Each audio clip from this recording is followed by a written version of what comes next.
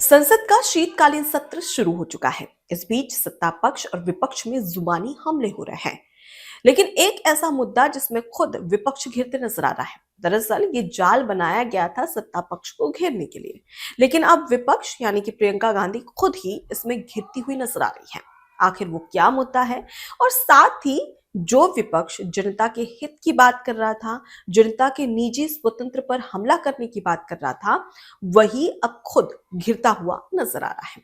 आखिर वो मुद्दा क्या है, आज इसी पर बात करेंगे विस्तार से। नमस्कार, मैं हूं आपके साथ अनुपमा खोपड़ी और आप देख रहे हैं एबीसी न्यूज। दरअसल हाल ही में संसद का शीतकालीन सत्र शुरू हुआ, यानी कि 1 दिसंबर से। विपक्ष ने उठाया मुद्दा एसआईआर का, उसके साथ ही वोट चोरी का मुद्दा। लेकिन ये सभी मुद्दे हवा हवाई साबित हो गए। उसके बाद विपक्ष को लगा कि कुछ और बड़ा मुद्दा उठाना चाहिए, जिससे कि सत्ता पक्ष को घेरा जा सके। और इसी बीच प्रियंका गांधी एक मुद्दा उठाती है, और ये मुद्दा है एक ऐप का। आपको सबसे पहले बताते हैं कि ये ऐप क्या है, कैसे काम करता है और केंद्र सरकार इसे क्यों लेकर आई है। फिर उसके बाद बात करेंगे संसद के शीतकालीन सत्र की। दरअसल भारत सरकार की ओर से एक ऐप लॉन्च किया गया था। जनवरी में इस ऐप को लॉन्च किया गया था।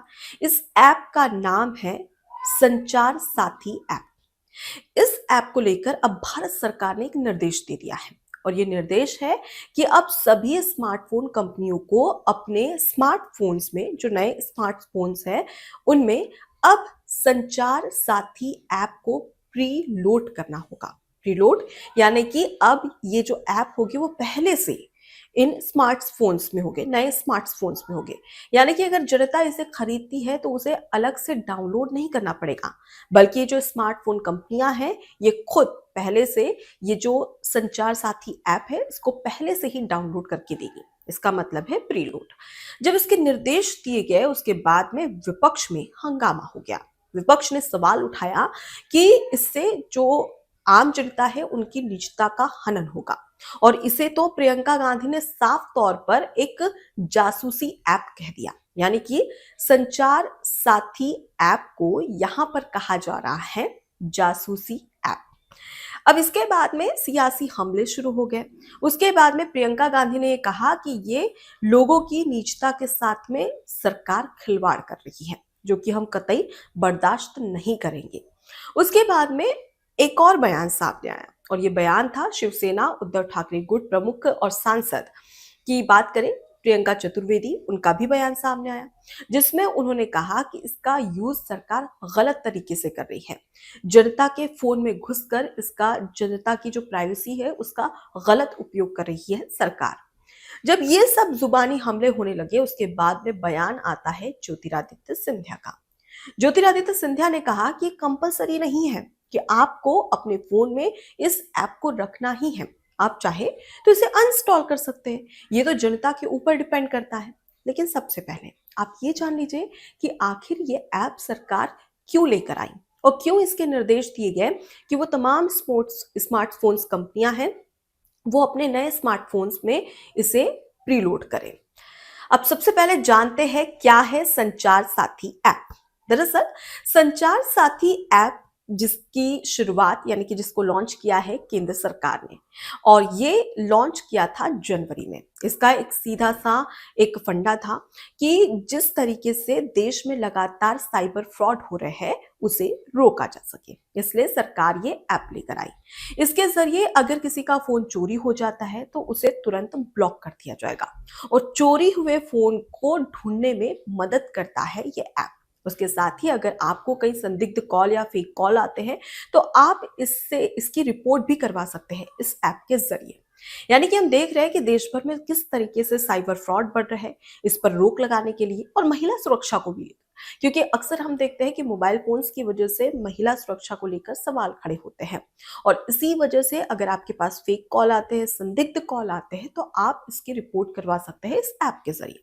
यानी कि साइबर फ्रॉड को खत्म करने के लिए, साइबर फ्रॉड जो कि बहुत बड़ा खतरा बताया जा रहा था, इसे रोकने के लिए ये जो ऐप है संचार साथी ऐप, ये महत्वपूर्ण भूमिका निभा रहा है।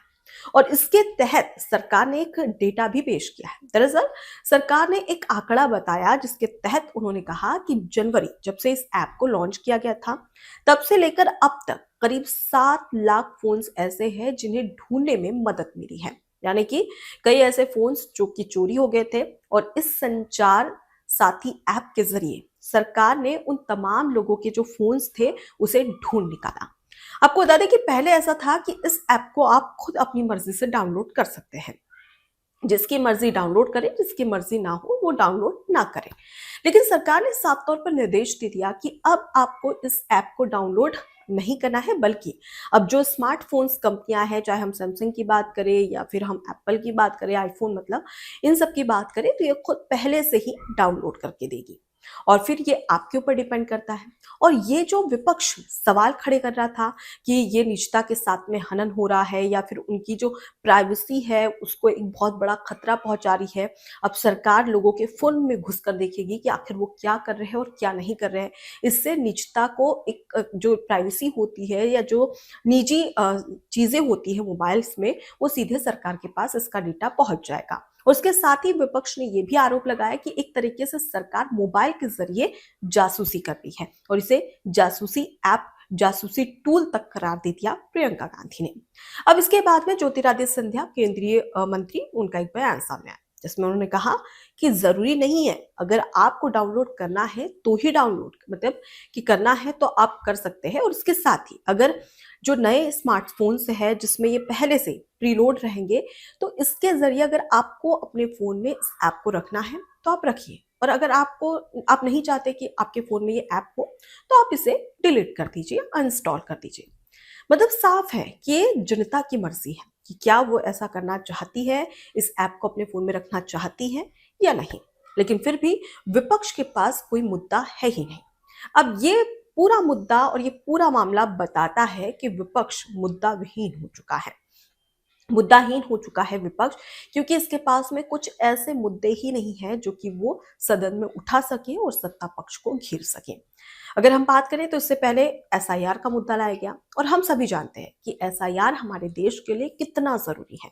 और आंकड़े बताते हैं कि जो अवैध घुसपैठिए थे, जो बांग्लादेशी थे, जो कि इलीगल तरीके से भारत में घुस आए थे, वो अब खुद बाहर जा रहे हैं, यानी कि अपने देश वापस जा रहे हैं। और वो खुद कह रहे हैं कि हम इलीगल तरीके से यहाँ पर रह रहे थे और सालों साल रह रहे थे, लेकिन अब हम एसआईआर की वजह से अपने देश वापस लौटना चाहते हैं, क्योंकि हमें डर है कि कहीं एसआईआर की वजह से हमारे पास में डॉक्यूमेंट है नहीं, और ये निर्धारित नहीं होता है, ऐसा कोई दस्तावेज नहीं है कि हम इसी देश के नागरिक हैं, हम तो बांग्लादेशी हैं। और बकायदा बता रहे हैं कि हमारे पास में वो दस्तावेज है जिससे प्रूफ होता है कि हम बांग्लादेशी हैं, इसलिए अब हम हमारे देश वापस जाना चाहते हैं। लेकिन वही विपक्ष फिर भी मुद्दा उठा रहा है एसआईआर को लेकर, उसके खिलाफ एसआईआर को लेकर कह रहा है कि सदन में इस पर चर्चा होनी चाहिए। उसके बाद वोट चोरी का मुद्दा उठाया गया, और वोट चोरी का मुद्दा खुद बिहार की जनता ने नकार दिया, लेकिन फिर भी वोट चोरी का मुद्दा उठाया जा रहा है।